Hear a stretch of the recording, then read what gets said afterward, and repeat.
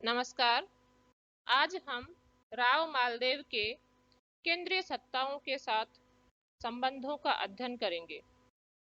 ये केंद्रीय सत्ताएं वह हैं जो दिल्ली में मुगल सम्राट अथवा अफगान सम्राट शेरशाह सूरी के रूप में पदस्थापित हैं।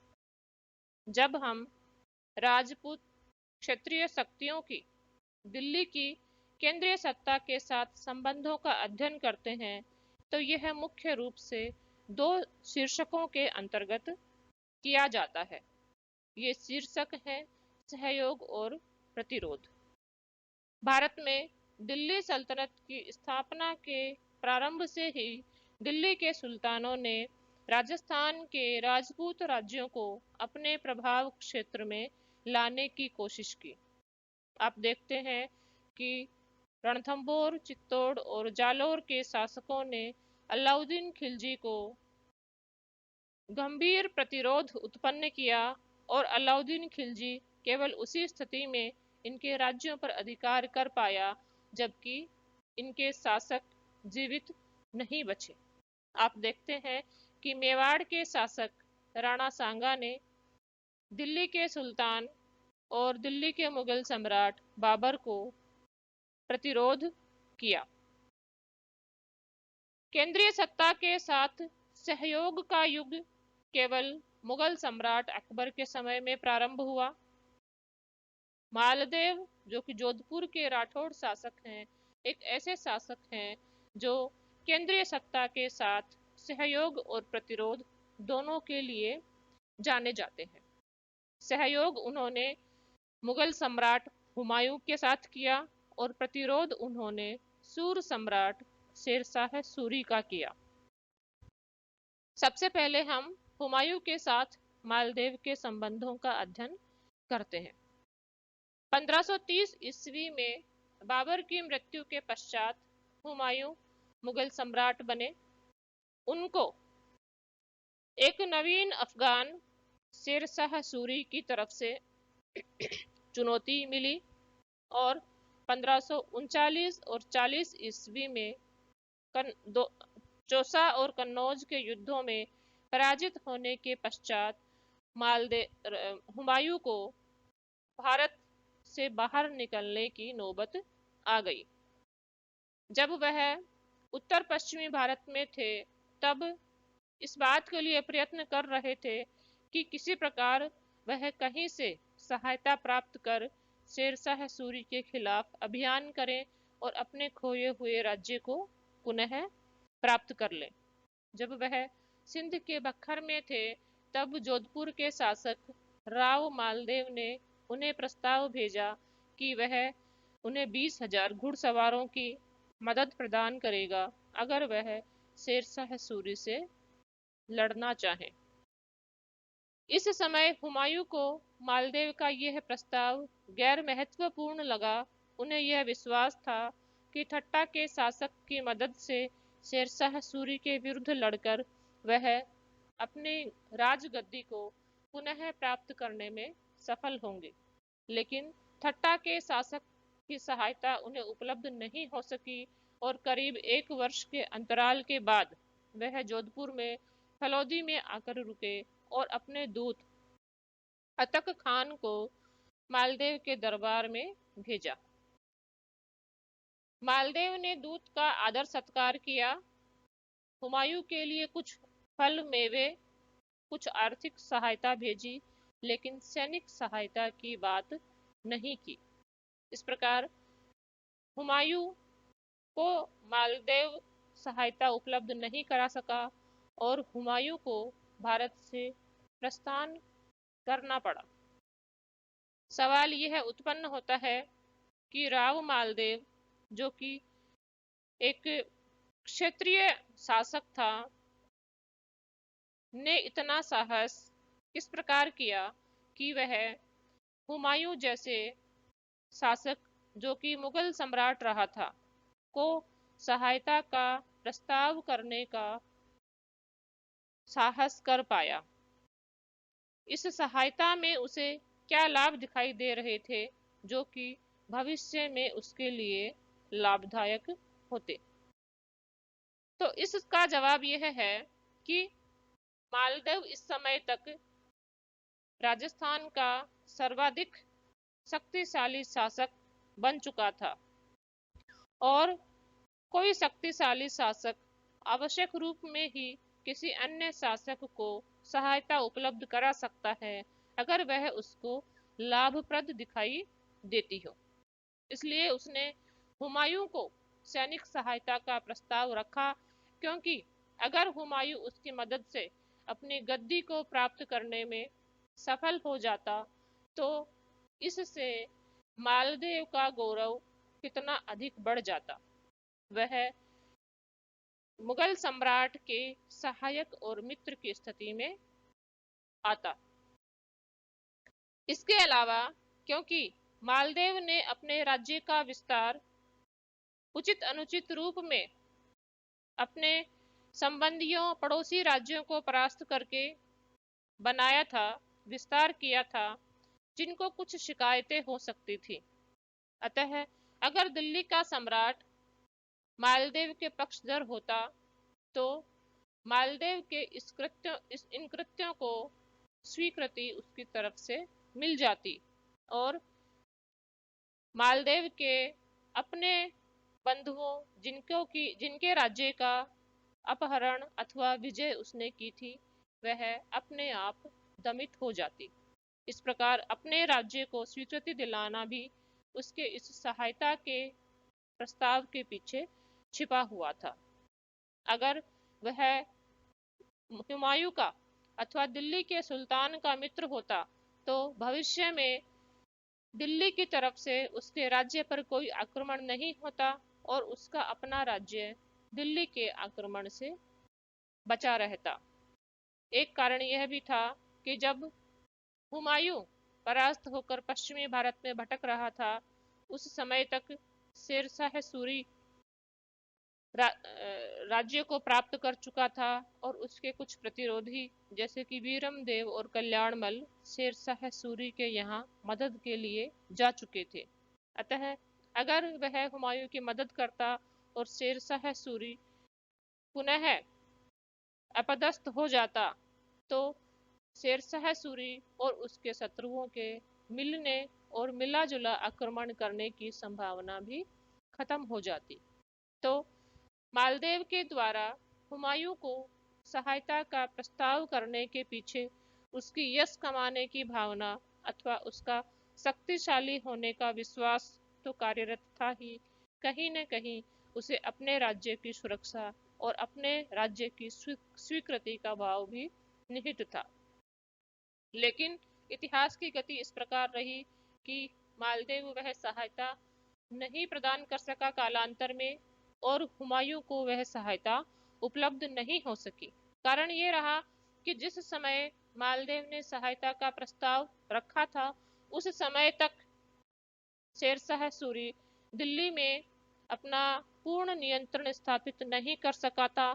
उस समय हुमायूं ने उसकी सहायता का उपयोग नहीं किया और जब उसने पुनः सहायता मांगी तब तक शेरशाह सूरी दिल्ली के सम्राट के रूप में अपनी जड़ें जमा चुका था।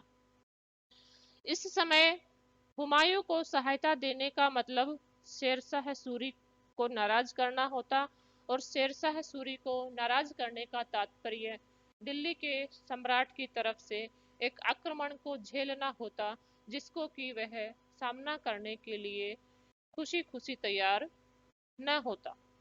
इसके अलावा क्योंकि मेड़ता का शासक वीरमदेव और बीकानेर का शासक कल्याणमल दिल्ली पहुंच चुके थे, शेरशाह से उन्होंने अपने राज्यों को पुनः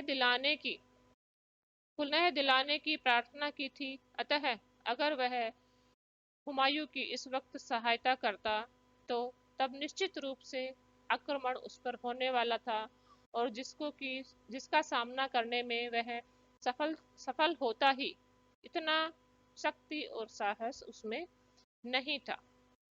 इस प्रकार एक ऐसा एक ऐतिहासिक क्षण उपस्थित हुआ था जबकि राव मालदेव ने केंद्रीय सम्राट हुमायूं को सहायता प्रदान करने की पेशकश की थी, लेकिन वह उसका सदुपयोग नहीं कर सका और वह इतिहास में एक बीती हुई घड़ी के रूप में शेष रहा। हालांकि जब हुमायूं दोबारा मालदेव के दरबार में उपस्थित हुआ, अपने दूत के माध्यम से और सहायता की याचना की, उस समय मालदेव के पीछे हटने का मुख्य कारण यही था कि वह शेरशाह से होने वाले संघर्ष से बचना चाहता था। लेकिन शेरशाह के साथ संघर्ष से वह नहीं बच सका। इसके कुछ कारण तो हुमायूं के साथ मालदेव के संबंधों में ही छुपे हुए थे, कुछ दूसरे कारण उपस्थित हुए जिनके बारे में हम बिंदु दर बिंदु जानकारी प्राप्त कर लेते हैं। आप देखते हैं कि राव मालदेव एक महत्वाकांक्षी शासक था, जिसने अपनी शक्ति के बदौलत राजस्थान का सर्वशक्तिशाली राज्य होने का दर्जा प्राप्त किया था और उसकी सीमाएं दिल्ली के दिल्ली के साम्राज्य की सीमाओं से टकराने लगी थी। आप देखते हैं कि राजस्थान के बयाना तक उसका अधिकार विस्तृत था। इसी प्रकार शेरशाह सूरी, जो कि एक नवोदित अफगान था, वह भी महत्वाकांक्षी था और अपने साम्राज्य को न केवल बढ़ाना चाहता था, वरन किसी प्रत्येक प्रतिद्वंद्वी का दमन भी करना चाहता था। कहावत होती है कि एक म्यान में दो तलवारें नहीं रहती, उसी प्रकार दो शक्तिशाली शासक भी समकालीन रूप में नहीं उपस्थित रह सकते। उनमें से किसी न किसी को परास्त होना ही होता है। इसलिए दोनों की महत्वाकांक्षाएं और साम्राज्यवादी भावनाएं आपस में टकराई और संघर्ष के कारण उपस्थित हो गई। अगर मालदेव जैसा शक्तिशाली सम्राट, जो कि महत्वाकांक्षी भी था, सूर साम्राज्य की सीमाओं के नजदीक उपस्थित होता, तो आक्रमण का एक खतरा दिल्ली के सुल्तान को हर समय भयभीत करता रहता। इसलिए इस भय को मिटाना आवश्यक था।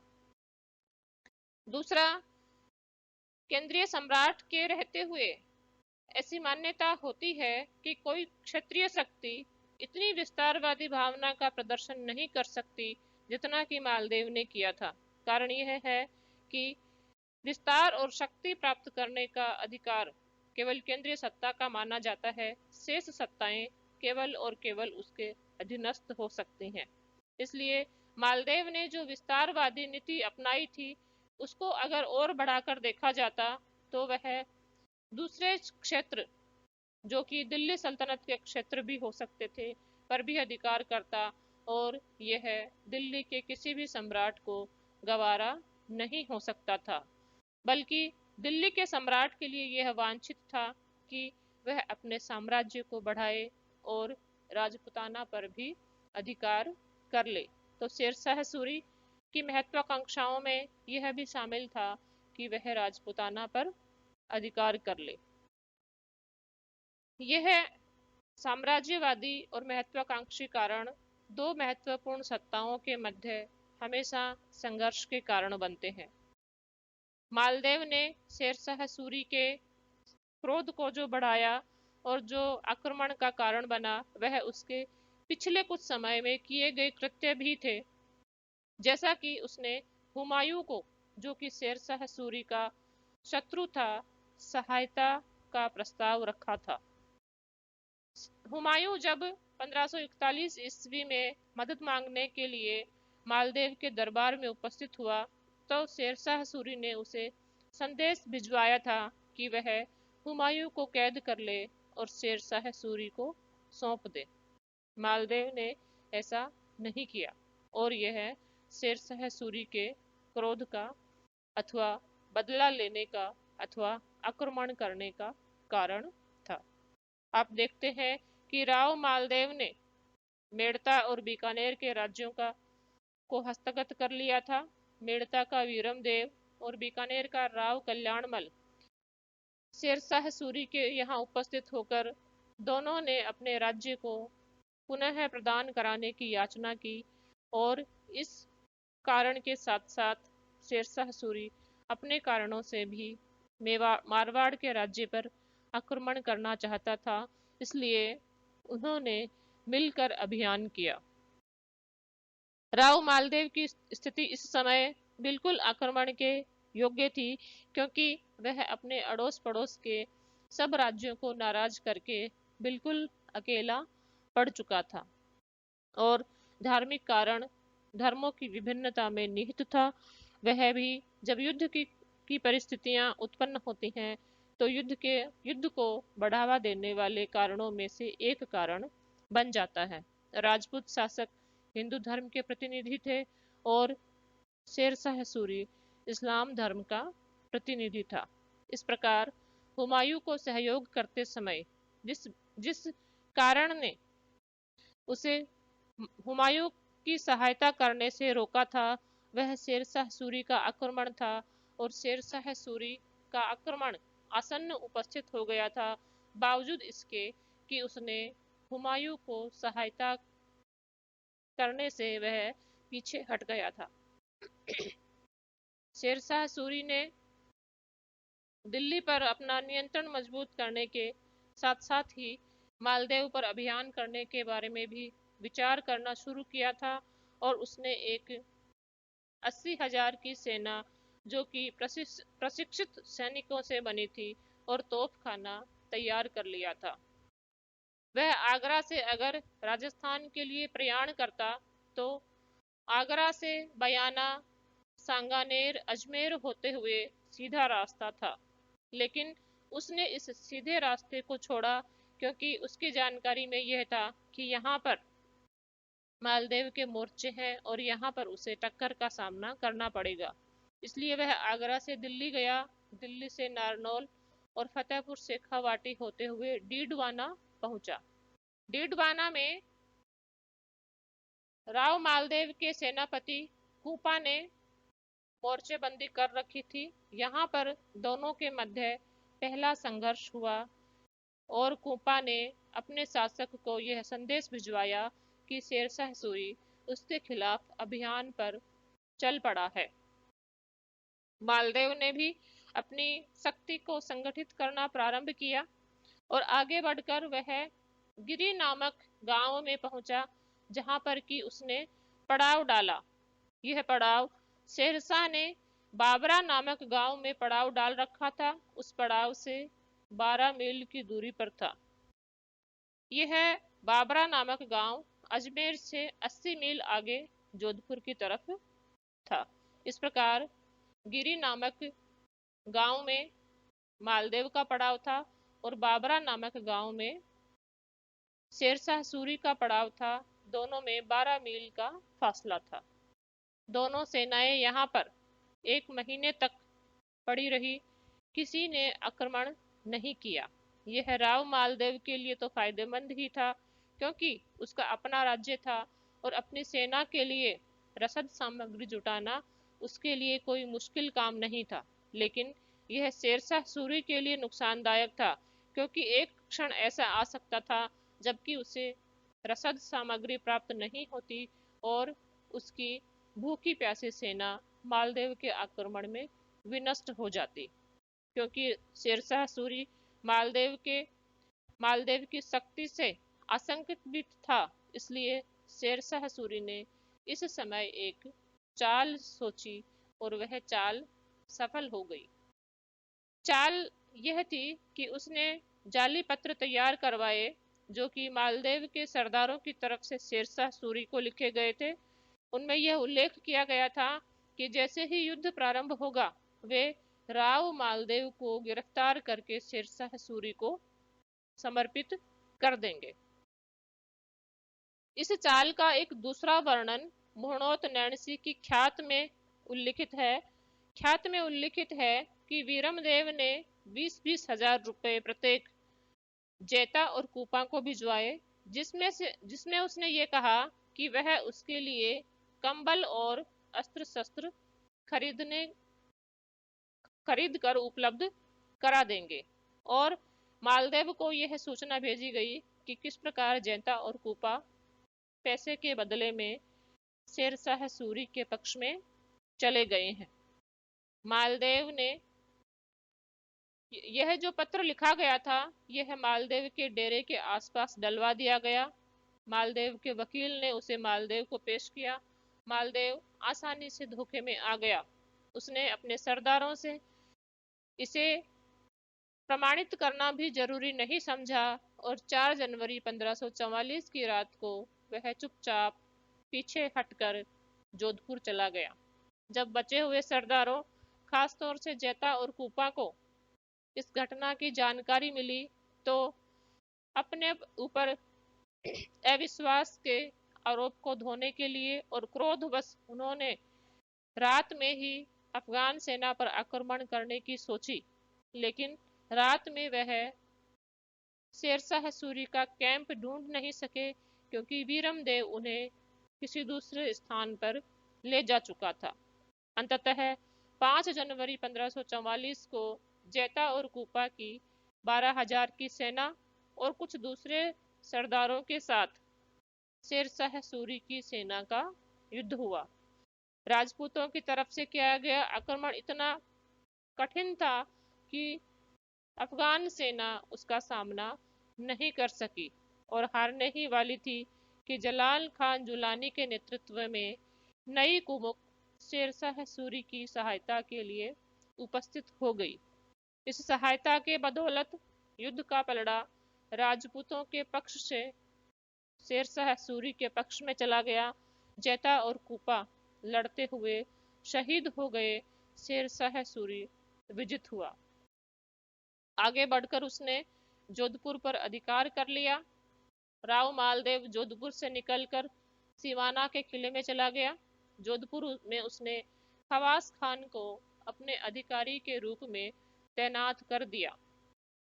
शेरशाह सूरी ने अजमेर को भी जीत लिया और जोधपुर के अथवा मारवाड़ के कुछ अन्य क्षेत्रों की विजय भी प्राप्त की। इस प्रकार मालदेव, जो कि एक क्षेत्रीय शक्ति होने का दावा करता था, उसका पतन हुआ और वह पतन बड़ी अजीबोगरीब परिस्थितियों में हुआ, जबकि उसने अपने शत्रु के खिलाफ मोर्चा भी नहीं लिया और यह एक मिथ्या विश्वास पर आधारित था। स्वाभाविक है कि राव मालदेव अपनी पराजय के लिए स्वयं उत्तरदायी था। उसे जैता और कूपा, जो कि उसकी अब तक की सारी विजयों के लिए उत्तरदायी रहे थे, से कम उस आरोप का प्रमाण अवश्य लेना चाहिए था जो कि उसके अब तक के विश्वास पात्र सेनापतियों पर लगाए गए थे। इसके अलावा अपने शासनकाल में मालदेव जो गतिविधियां राजपुताना में करता रहा था, उसने उसे ऐसी स्थिति में लाकर डाल दिया था कि वह उसके प्रति शत्रुता का अनुभव करते थे और मालदेव के पतन में ही उन्हें खुशी होती। इसका एक उदाहरण तो यह था कि वीरमदेव और कल्याणमल दोनों शेरशाह सूरी के पक्ष में जा चुके थे। दूसरे राज्यों ने भी उसको सहायता नहीं दी। इस प्रकार मालदेव अपनी तरफ से तो अपनी पराजय के लिए उत्तरदायी था ही, लेकिन शेरशाह सूरी ने भी इसे अपनी शक्ति से नहीं जीता था। उसने कूटनीति और धोखे से उस युद्ध को जीता था, जिस कूटनीति और धोखे में राव मालदेव आसानी से आ गया था। शेरशाह सूरी के पास तोपखाना था। राजपूत सेना में कोई तोपखाना नहीं था, इसलिए तोपखाने का पैदल सैनिकों द्वारा सामना कर पाना असंभव था। युद्ध के अंतिम क्षण में शेरशाह सूरी को जलाल खान जुलानी के नेतृत्व में सहायता उपलब्ध हो गई थी। वीरमदेव की उपस्थिति ने महत्वपूर्ण कार्य किया, क्योंकि वीरमदेव राजस्थान का ही एक सरदार था। वह राजस्थान की परिस्थितियों से भली भांति वाकिफ था और वह शेरशाह सूरी को ऐसे कुछ सकारात्मक सहायता देता रहा, जिसके कारण शेरशाह सूरी को युद्ध को जीतने में मदद मिली। जैसे कि युद्ध आक्रमण होने से तुरंत पहले वह अफगान कैंप को विस्थापित कर चुका था, जिससे राजपूत सेना उस पर रात्रि में ही आक्रमण नहीं कर सकी और जब दिन में आक्रमण हुआ तब तक अफगान शिविर पुनः संगठित हो चुका था। इस प्रकार कुछ मिले जुले कारणों की वजह से राव मालदेव की पराजय हुई और शेरशाह सूरी विजेता सिद्ध हुआ। क्या यह युद्ध और विजय उन युद्धों की तरह है जो कि इससे पूर्व दिल्ली के केंद्रीय सत्ताओं और राजपूत शासकों के मध्य हुए थे की तरह ही युगांतरकारी था? स्वाभाविक रूप से यह बहुत ही महत्वपूर्ण युद्ध था, क्योंकि इससे राव मालदेव का पतन उसी प्रकार हो गया जैसे तराइन की दूसरी लड़ाई के बाद पृथ्वीराज चौहान तृतीय का हो गया था और खानवा की लड़ाई के बाद राणा संग्राम सिंह का हो गया था। मेड़ता और बीकानेर के राज्य शेरशाह सूरी ने क्रमशः वीरमदेव मेड़तिया और राव कल्याणमल के सुपुर्द कर दिए। इससे एक राजपूत शासक का जो खतरा दिल्ली सल्तनत अपने ऊपर अनुभव करती थी, वह खतरा मिट गया और दिल्ली सल्तनत की स्थापना सुनिश्चित हो गई। जैता और कूपा, जो कि मालदेव की सारी विजयों के लिए उत्तरदायी रहे थे, इस युद्ध में शहीद हो गए। इससे राजपूतों के अहम की क्षीणता का पता लगा और यह जाहिर हुआ कि वह कितने अदूरदर्शी हैं, क्योंकि क्योंकि वह किसी एक धोखे में आने में बिल्कुल देर नहीं लगाते हैं। वह राजपूत जो बहुत वीर होने का दम भरते हैं, उनमें दूरदर्शिता बिल्कुल नहीं है। यह कहा जाता है कि राजपूत शरीर से तो बलिष्ठ होते हैं, लेकिन बुद्धि से शून्य होते हैं। यह उन्होंने यहाँ पर सही साबित कर दिया। शेरशाह हालांकि विजित हुआ, लेकिन उसने भी अपनी शक्ति से यह विजय प्राप्त नहीं की थी। यह उसके ताज में जड़े जाने वाला कोई हीरा नहीं था, वरन उसके ऊपर, उसकी वीरता के ऊपर, दिल्ली के सम्राट के रूप में उसके गौरव के ऊपर एक कलंक था, जो कि उसने धोखाधड़ी से इस युद्ध को जीता था। भले ही राजपूत हार गए हों, लेकिन उनकी वीरता जीवित रही। और शेरशाह सूरी ने, ये कहना बड़ा प्रसिद्ध है शेरशाह सूरी का, कि एक मुट्ठी बाजरे के लिए वह दिल्ली की सल्तनत को खो देता। यह उसने राजपूतों के उस जुझारूपन के लिए कहा था, जो कि 80,000 की उसकी सेना के खिलाफ लड़ते हुए 12,000 राजपूत सैनिकों की तरफ से उसे झेलना पड़ा था। 1545 ईस्वी में कालिंजर के घेरे में शेरशाह सूरी की मृत्यु हो गई और उसके बाद मालदेव को पुनः मौका मिला कि वह अपने राज्यों को फिर से जीत ले। इसलिए 1546 ईस्वी में उसने जोधपुर को जीत लिया और उसके बाद पुनः अपने क्षेत्रों को जीतने की कोशिश करने लगा, जिसमें से कुछ में वह सफल हुआ। लेकिन दिल्ली की राजनीति में इस समय कुछ दूसरे परिवर्तन हो रहे थे। 1556 ईस्वी में मुगल सम्राट अकबर सिंहासनारूढ़ हुआ और उसके बाद ऐसा युग प्रारंभ हुआ जो कि जिसने कि पूरे भारत को राजनीतिक एकता के सूत्र में बांधा। इस समय अन्य शक्तियां केवल अकबर के अधीनस्थ ही हो सकती थी, और जैसा कि हुआ भी, राजपुताना के राज्य भी अकबर के अधीनस्थ हो गए। इस कारण से मालदेव को, हालांकि वह जोधपुर को फिर से प्राप्त कर सका, कुछ अन्य क्षेत्रों को प्राप्त कर सका, लेकिन पुरानी स्थिति में नहीं लौट सका, जहां पर उसका साम्राज्य राजस्थान के पश्चिमी बिंदु से राजस्थान के पूर्वी बिंदु तक विस्तारित था। इन्हीं परिस्थितियों में 1562 ईस्वी में राव मालदेव की मृत्यु हो गई। अपनी मृत्यु से कम वह इतना श्रेय अवश्य लेकर गया कि वह 52 लड़ाइयों का विजेता समझा जाता है। और उसने जो संघर्ष किया केंद्रीय सत्ता के साथ, उस संघर्ष की परंपरा उसके पुत्र और उत्तराधिकारी राव चंद्रसेन ने भी जारी रखी। उसने आजीवन अकबर का प्रतिरोध किया और राजस्थान में मारवाड़ का प्रताप होने का गौरव प्राप्त किया। इस प्रकार से राव मालदेव क्षितिज पर एक शक्तिशाली शासक के रूप में उभरा। दिल्ली के सुल्तान हुमायूं को सहायता प्रस्ताव रखने जैसा महत्वपूर्ण कार्य किया और उसके बाद दिल्ली के सुल्तान शेरशाह सूरी से परास्त होकर अवसान की तरफ चला गया। हालांकि मृत्यु से पूर्व वह अपने राज्य जोधपुर को पुनः प्राप्त करने में सफल हुआ और प्रतिरोध की इस परंपरा को उसने आगे आने वाली पीढ़ियों में भी हस्तांतरित कर दिया। धन्यवाद।